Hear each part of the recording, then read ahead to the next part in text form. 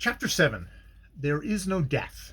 Just as Tanya Kolotchak had thought all her life of others and never of herself, so now she suffered and grieved painfully, but only for her comrades. She pictured death only as awaiting them, as something tormenting only to Sergei Golovkin, to Musia, to the others. As for herself, it did not concern her. As recompense for her firmness and restraint in the courtroom, she wept for long hours, as old women who have experienced great misery, or as very sympathetic and kind-hearted young people know how to weep. And the fear that perhaps Syorska was without tobacco, or Werner without the strong tea to which he was accustomed, in addition to the fact that they were to die, caused her no less pain than the idea of the execution itself. Death was something inevitable and even unimportant, of which it was not worthwhile to think. But for a man in prison before his execution to be left without tobacco, that was altogether unbearable.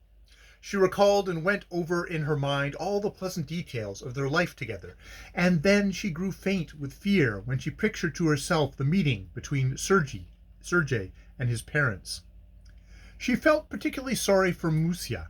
It had long seemed to her that Musia loved Werner, and although this was not a fact, she still dreamed of something good and bright for both of them. When she had been free, Musia had worn a silver ring on which was the design of a skull, bones, and a crown of thorns about them. Tanya Kovalchuk had often looked upon the ring as a symbol of doom, and she would ask Musia, now in jest, now in earnest, to remove the ring. "Make me a present of it," she had begged. "No, Tanchaka, I will not give it to you, but perhaps you will soon have another ring upon your finger." For some reason or other, they all in turn had thought that she would doubtless soon marry, and this had offended her. She wanted no husband, and recalling these half-jesting conversations with Musia, and the fact that now Musia was actually condemned to death, she choked with tears in her maternal pity, and each time the clock struck, she raised her tear-stained face and listened. How were they in their other cells receiving this drawn-out, persistent call of death? But Musia was happy. With her hands folded behind her back, dressed in a prisoner's garb which was much too large for her, and which made her look very much like a man, like a stripling dressed in someone else's clothes, she paced her cell evenly and tirelessly.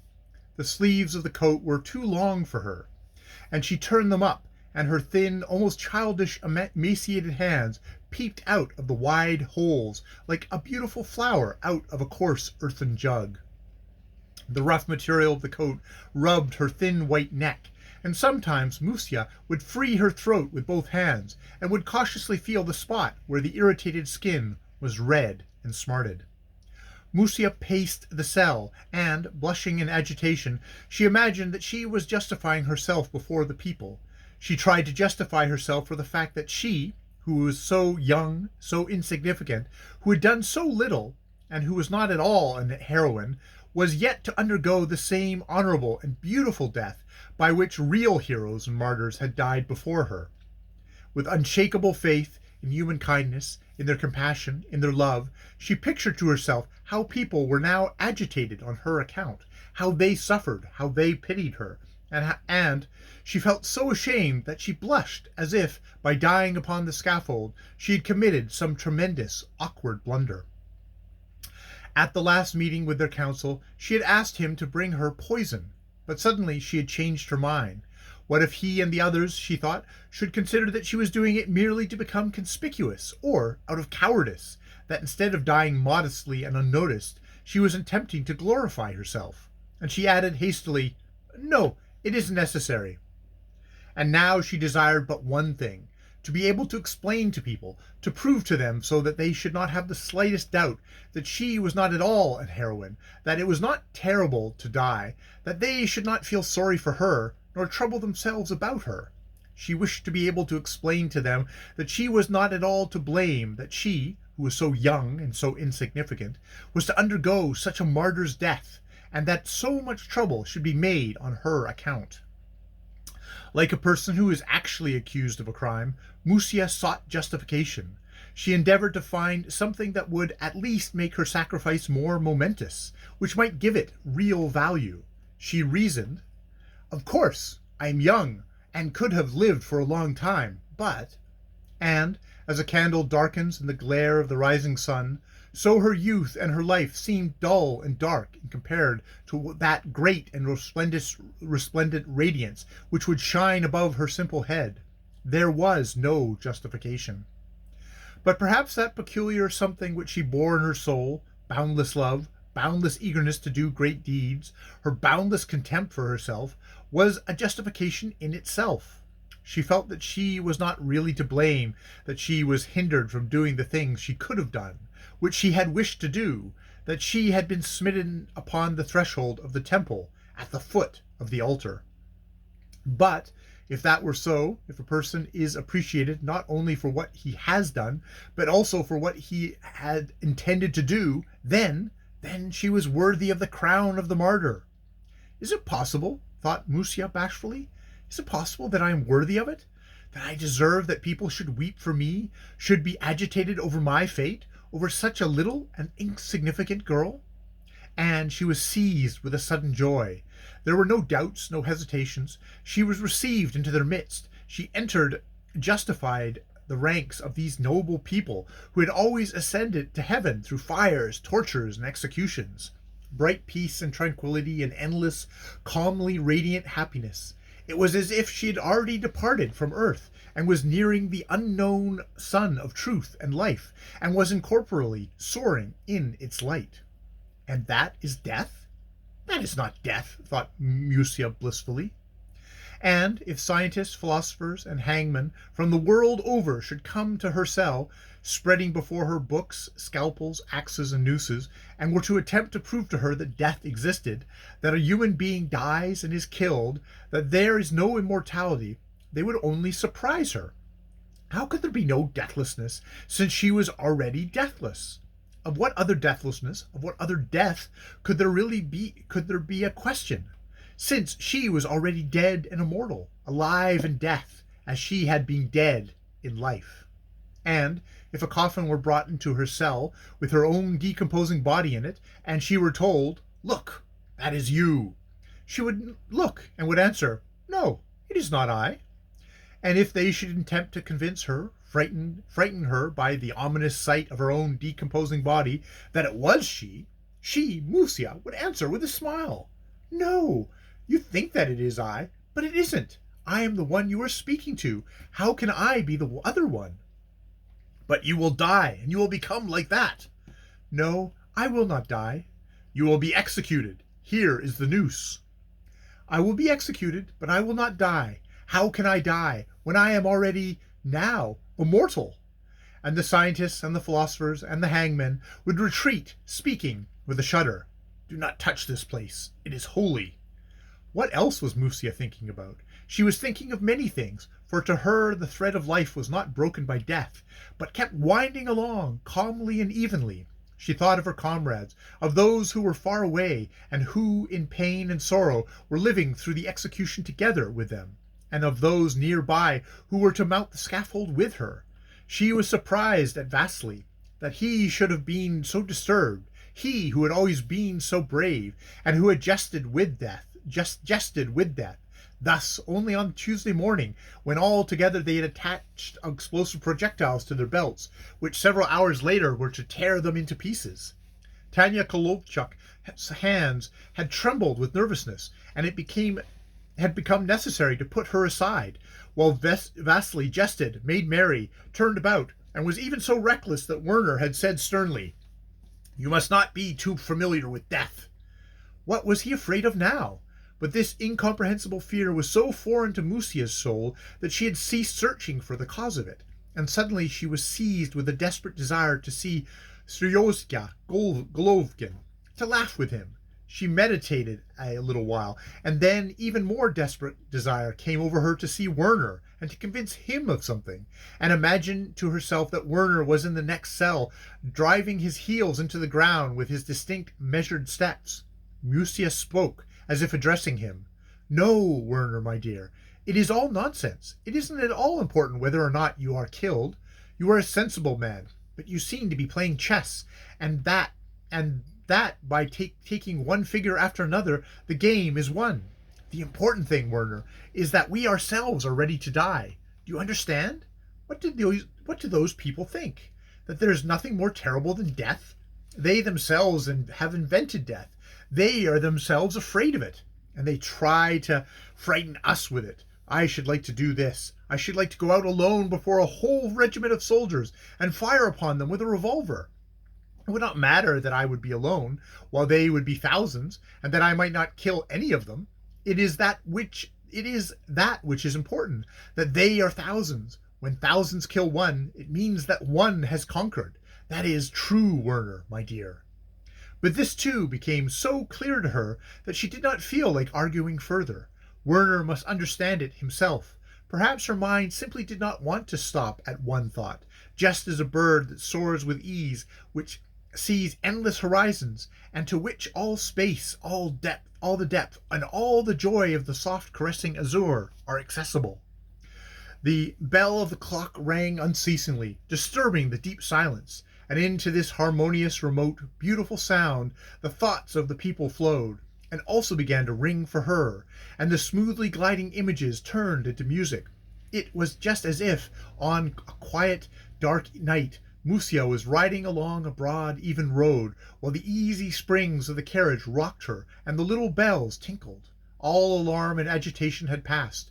The fatigued body had dissolved in the darkness, and her joyous, wearied fancy calmly created bright images, carried away by their color and their peaceful tranquillity.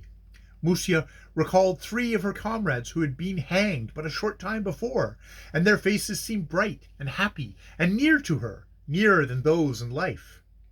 Thus does a man think with joy in the morning of the house of his friends where he is to go in the evening, and a greeting rises to his smiling lips. Musia became very tired from walking. She lay down cautiously on the cot and continued to dream with slightly closed eyes. The clock bell rang unceasingly, stirring the mute silence, and bright singing images floated calmly before her. Musia thought, Is it possible that this is death? My God, how beautiful it is! Or is it life? I do not know. I will look and listen. Her hearing had long given way to her imagination. From the first moment of her imprisonment, inclined to be very musical, her ear had become keen in the silence, on this background of silence. Out of the meager bits of reality, the footsteps of the guards in the corridor, the ringing of the clock, the rustling of the wind on the iron roof, the creaking of the lantern. It created complete musical pictures. At first Musia was afraid of them, brushed them away from her as if they were the hallucinations of a sickly mind. But later she understood that she herself was well, and that this was no derangement of any kind, and she gave herself up to the dreams calmly. And now, suddenly, she seemed to hear clearly and distinctly the sounds of military music. In astonishment, she opened her eyes, lifted her head. Outside the window was black night, and the clock was striking. Again, she thought calmly, and closed her eyes. And as soon as she did so, the music resounded anew. She could hear distinctly how the soldiers, a whole regiment, were coming from behind the corner of the fortress on the right, and now they were passing her window. Their feet beat time with the measured steps upon the frozen ground. 1, 2, 1, 2. She could even hear at times the leather of the boots creaking, how suddenly someone's foot slipped and immediately recovered its steps. And the music came ever nearer. It was an entirely unfamiliar, but a very loud and spirited holiday march. Evidently there was some sort of celebration in the fortress. Now the band came up alongside of her window, and the cell was filled with merry, rhythmic, harmoniously blended sounds. One large bass trumpet brayed harshly out of tune, now too late, now comically running ahead. Musia could almost see the little soldier playing it, a great expression of earnestness on his face, and she laughed. Then everything moved away. The footsteps died out. 1, 2, 1, 2. At a distance, the music sounded still more beautiful and cheerful. The trumpet resounded now and then with its merry, loud brass voice, out of tune, and then everything died away, and the clock on the tower struck again, slowly, mournfully, hardly stirring the silence. They are gone, thought Musia with a feeling of slight sadness. She felt sorry for the departing sounds, which had been so cheerful and so comical. She was even sorry for the departing little soldiers, because those busy soldiers, with their brass trumpets and their creaking boots, were of an entirely different sort, not at all like those at whom she had felt like firing a revolver. "Come again," she begged tenderly, and more came. The figures bent over her. They surrounded her in a transparent cloud and lifted her up, where the migrating birds were soaring and screaming like heralds. On the right of her, on the left, above and below her, they screamed like heralds. They called, they announced from afar their flight. They flapped their wide wings, and the darkness supported them, even as the light had supported them. And on their convex breasts, cleaving the air asunder, the city far below reflected a blue light. Musia's heart beat ever more evenly. Her breathing grew ever more calm and quiet. She was falling asleep.